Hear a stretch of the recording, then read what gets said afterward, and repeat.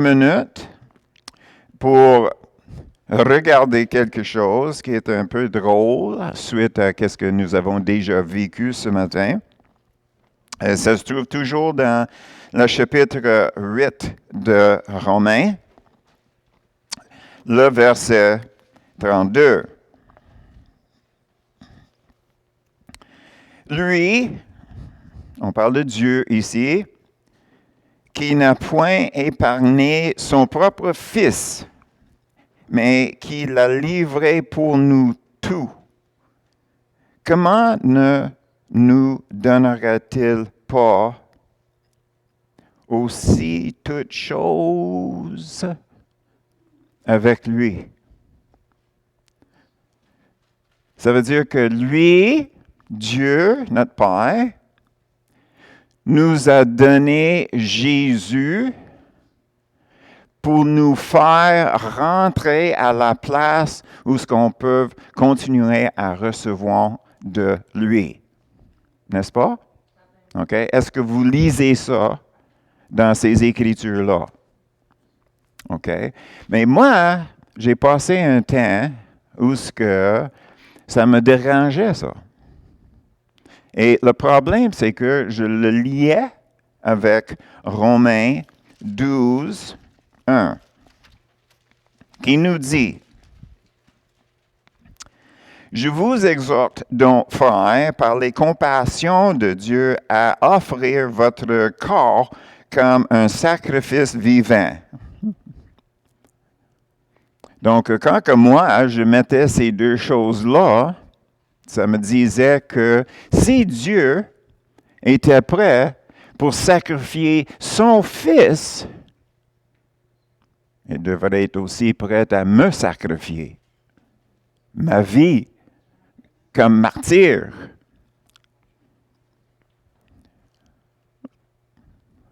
Qu'est-ce que vous en pensez? Ça l'aide à ça, hein? Mais est-ce que ça, c'est le bon contexte pour Romains 8, 32? Non. Les deux ne vont pas ensemble. Pas du tout. Pas du tout. Le titre ce matin, c'est « À Dieu » ou « Pour Dieu ». Est-ce qu'on donne notre vie à Dieu ou bien est-ce qu'on donne notre vie pour Dieu? Ou est-ce que ça, c'est la même chose? Bien, moi, j'avais des réservations si je voulais vraiment servir un Dieu avec tout son cœur, avec tout mon cœur, celui qui est prêt à me martyrer. C'est un peu extrême, n'est-ce pas?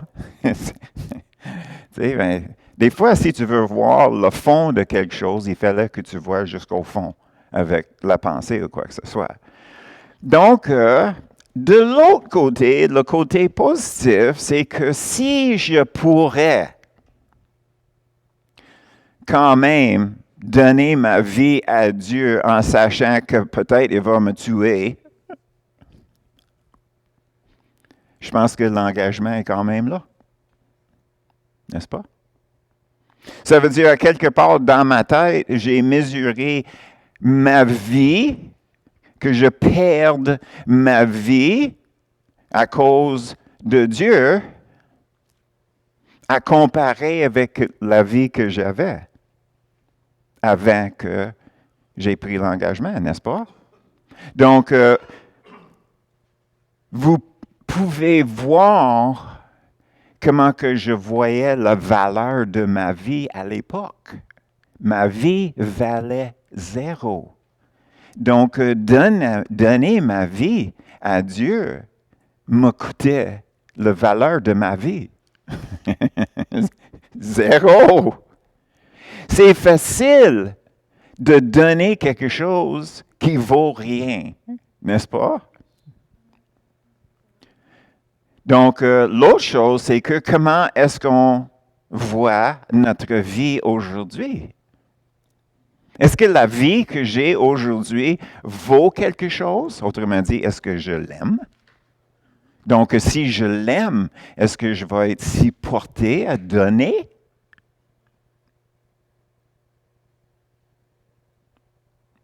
Non. Non. Si Dieu arrive et il te dit, je veux que tu donnes tes mitaines à quelqu'un, facile, n'est-ce pas? Je veux que tu donnes tes souliers à quelqu'un, facile, j'en ai 18 paires. Hey?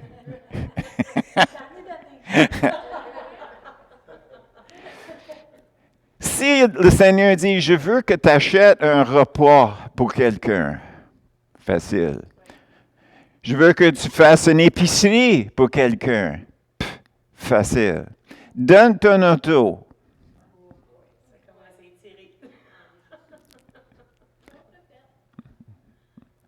Pourquoi est-ce que c'est si difficile pour donner l'auto? Parce qu'il fallait qu'on continue à faire les paiements. Hey, ça c'est pas juste partir dans une journée, là. Ça c'est quelque chose qui traîne des mois et des années. Je suis prêt. Je suis prêt à continuer à faire mes paiements, puis j'ai pas de voiture. OK? Quelle perte! Maintenant, qu'est-ce qu'on va faire? C'est qu'on va changer la voiture pour ta vie. Dieu veut qu'on donne notre vie à Jésus et de continuer à faire les paiements. Est-ce que vous avez aimé ça? Hein? Je viens de faire ça sur place, là. C'était pas prévu, OK? OK. Est-ce que le Seigneur est parmi nous? Je pense que oui. OK. Il veut qu'on donne notre vie à Jésus. Est-ce qu'il y a un danger là? Mais il reste quand même des paiements dans notre chair. Ça va nous coûter quelque chose dans notre chair. Ça va nous coûter notre temps, notre argent, notre considération, réflexion, toutes ces choses-là. Parce que c'est là où nous avons notre conflit. Donc, qu'est-ce que nous avons dans Romains 8, 32? C'est l'aspect que nous avons un Père qui vient nous dire, vous ne me demandez pas assez. OK, j'aurais aimé ça, avoir un père comme ça. Quand que j'étais un enfant, tu sais, je demande, puis il arrive et dit, écoute, le peu que tu demandes, tu ne me demandes pas assez. Alors, ça, c'est notre Père céleste. Alors, qu'est-ce que nous avons? C'est toujours la question, à Dieu ou pour Dieu? Bien, on va regarder un peu plus loin 1 Jean 3,16, juste pour clarifier notre discussion à date.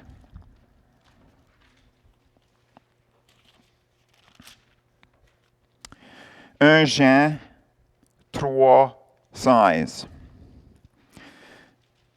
Nous avons connu l'amour en ce qu'il a donné sa vie pour nous. Nous aussi, nous devons donner notre vie pour les frères. Donc ici, OK, ce n'est pas Dieu qui a sacrifié Jésus, c'est Jésus qui s'est sacrifié pour démontrer l'amour. Alors, si on retourne de notre discussion, on peut dire que Dieu était prêt à sacrifier Jésus, mais Jésus était d'accord avec ça dès le début. Donc, si je me mets à la même situation, la question, c'est que, est-ce que moi, je suis d'accord avec Dieu s'il veut me sacrifier? Donc, finalement, ce n'est pas lui qui va me tuer, c'est moi qui va me tuer. C'est ma choix. Jésus, il avait un choix, n'est-ce pas? Avant qu'il est venu, il était avec le Père au ciel, n'est-ce pas? OK? était au ciel avec son Père. Je ne sais pas c'est qui a présenté la solution pour l'humanité. J'ai aucune idée. Mais le fait que Jésus est venu, c'était sa choix. N'est-ce pas? Est-ce que vous voyez ça? C'est pas comme le Père dit, écoute, regarde le dégât sur terre, là. Il fallait que tu y ailles régler ça. Hein? Penses-tu que c'est ça qu'il a dit? Non. C'est que les trois étaient ensemble, et ils disaient, qu'est-ce qu'on va faire?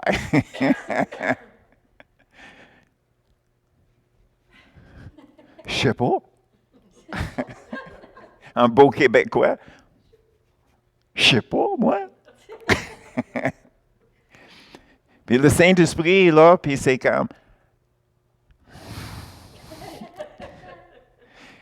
Finalement, quelqu'un a proposé que la situation, c'était nécessaire que ça soit réglé. Puis Dieu a dit, la loi est claire.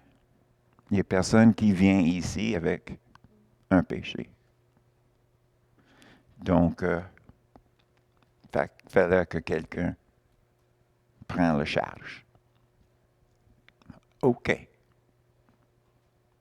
Décidé, j'irai. Donc, on se trouve dans la même place d'abord, face à notre vie au Seigneur. Puis ça revient toujours à notre connaissance, notre confiance dans l'amour de Dieu. Parce que face à nous, qu'est-ce que nous avons, c'est que c'est plus facile d'être paresseux que de se lever. Ça, c'est ça qui est face à nous. C'est une question de paresse.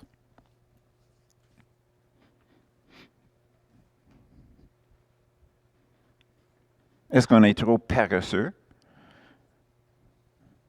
de se lever, aller parler avec Dieu?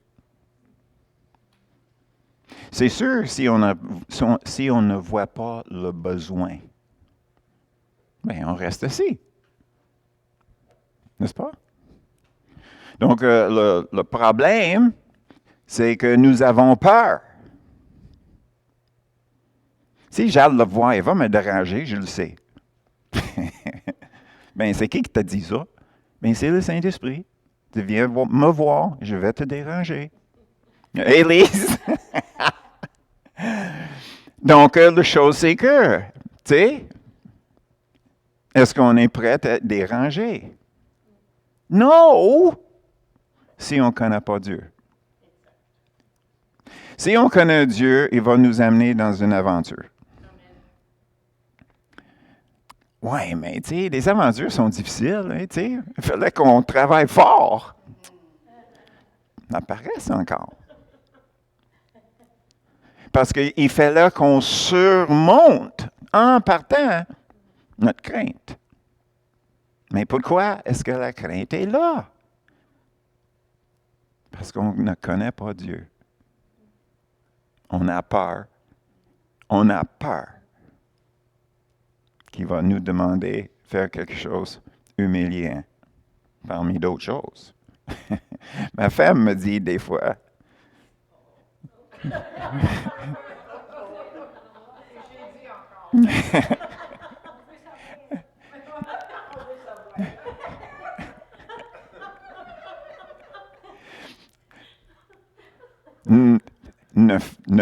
ne fais pas quelque chose qui va m'humilier.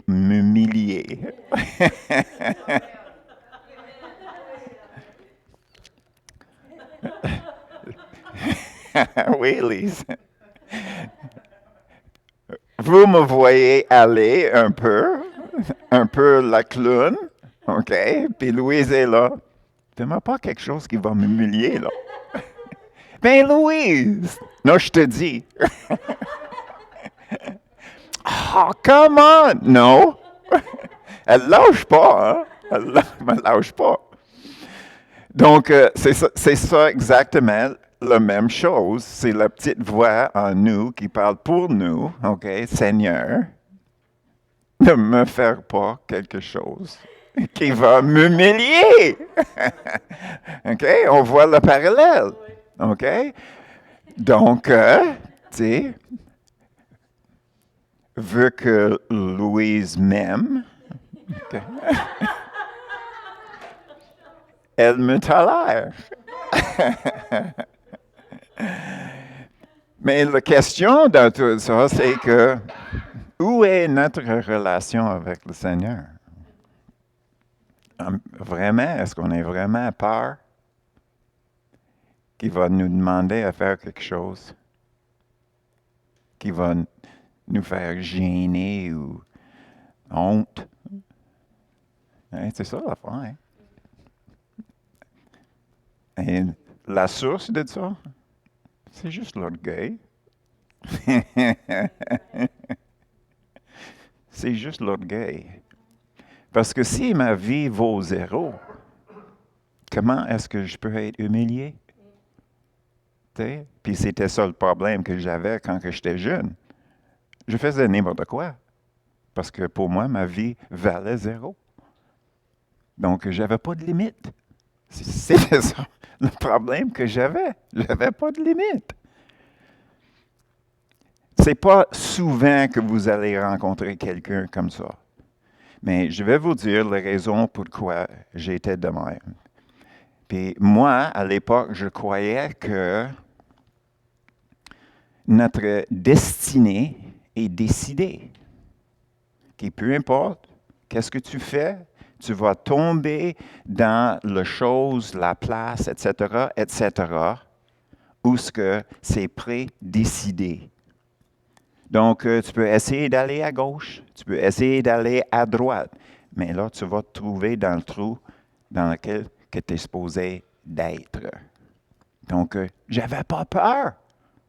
Parce que je vais mourir le jour que je vais mourir et pas avant. Donc, tu peux imaginer comme ça, comment que j'étais hors contrôle. J'avais pas de limite. Quelle liberté! Imaginez-vous le même point de vue comme chrétien. Quelle liberté! Il n'y a rien qui peut m'arriver que qu'est-ce que Dieu a décidé si je prends aucune responsabilité pour ma vie. Je peux faire n'importe quoi. N'est-ce pas? N'importe quoi.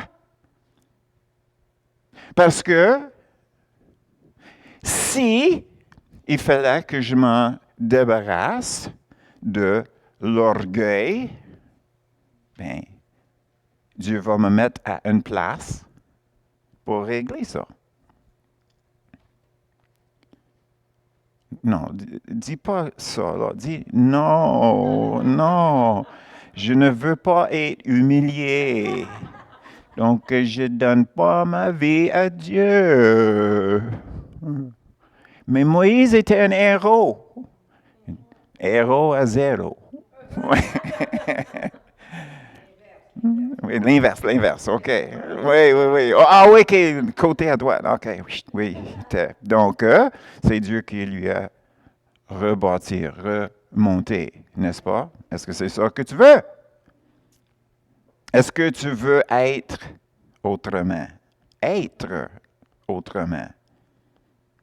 Avoir une vie différente.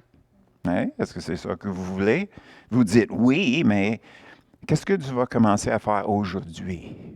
Si vous ne commencez pas, puis je vais arrêter avec ça, si vous ne commencez pas aujourd'hui à prendre une démarche, OK? Votre décision, c'est un rêve.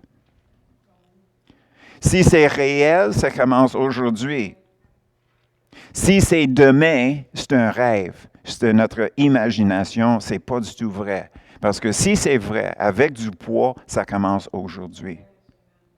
Quelque chose remis à demain se trouve un autre demain après. Puis là, tu vas le perdre. Donc, c'est à chacun de nous aujourd'hui de faire la décision.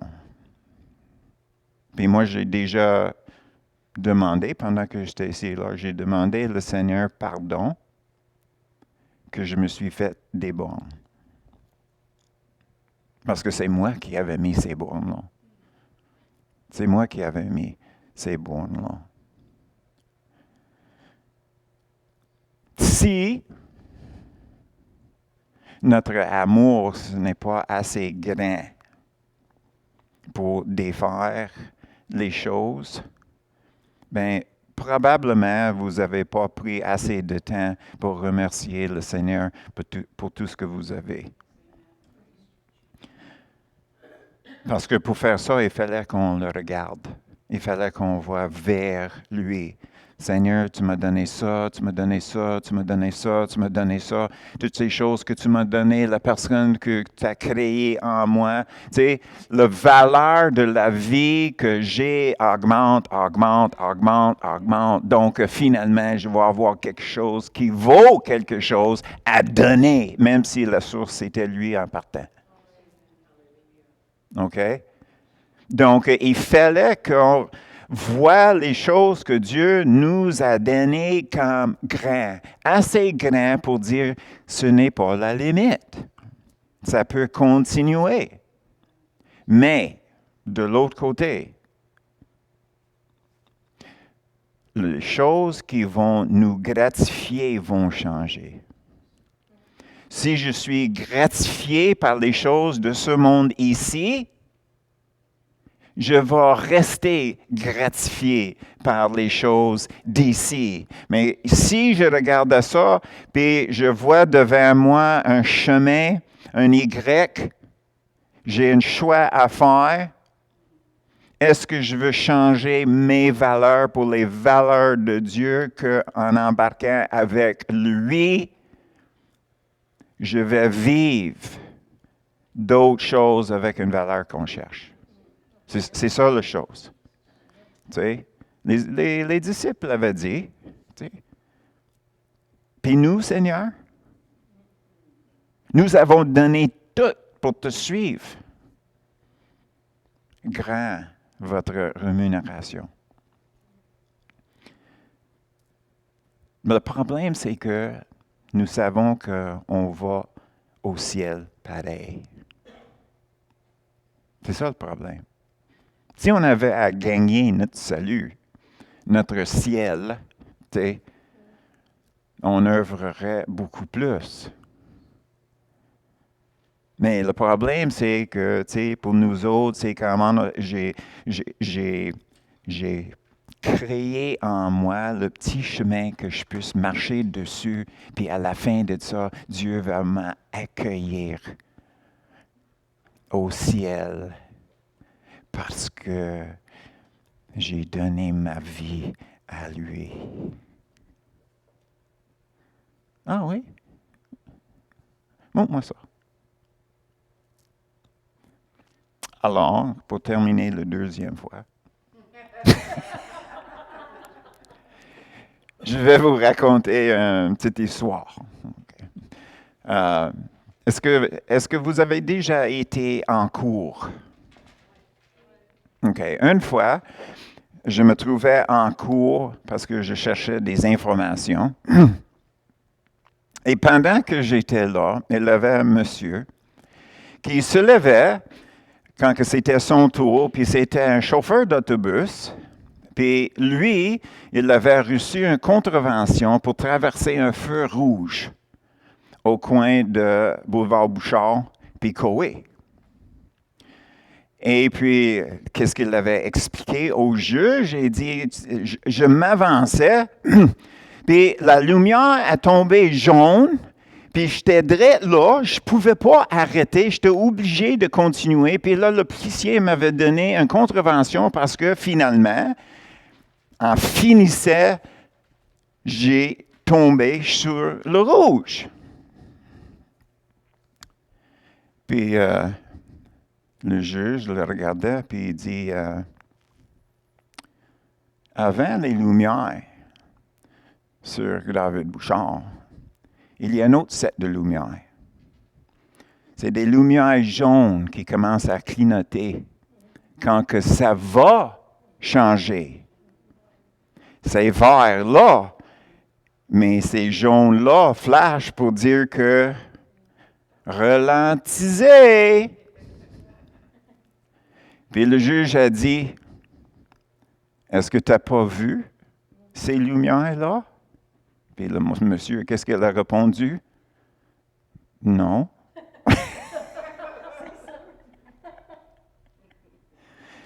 Le juge a dit, cette valeur, c'est ta responsabilité. Coupable. Bien, cette histoire-là, le parti qui est important, c'est le parti qui n'a pas dit.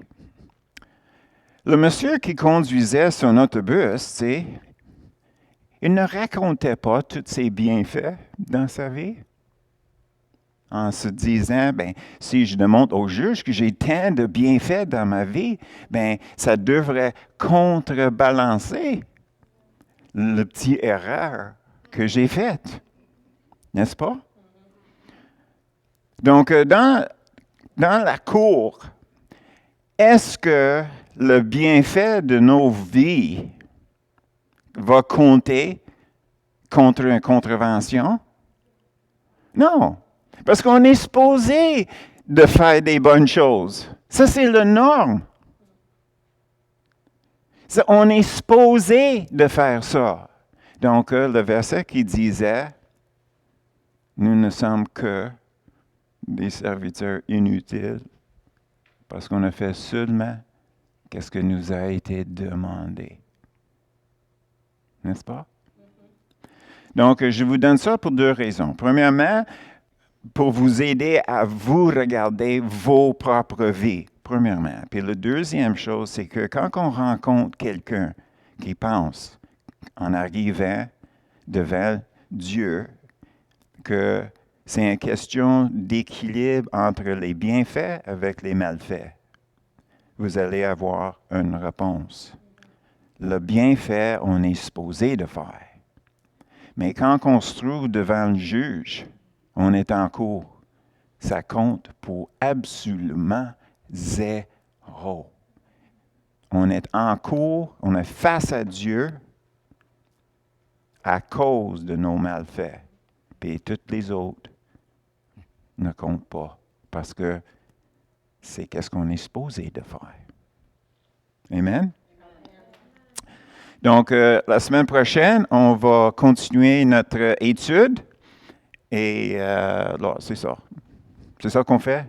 C'est ça qu'on fait. Okay.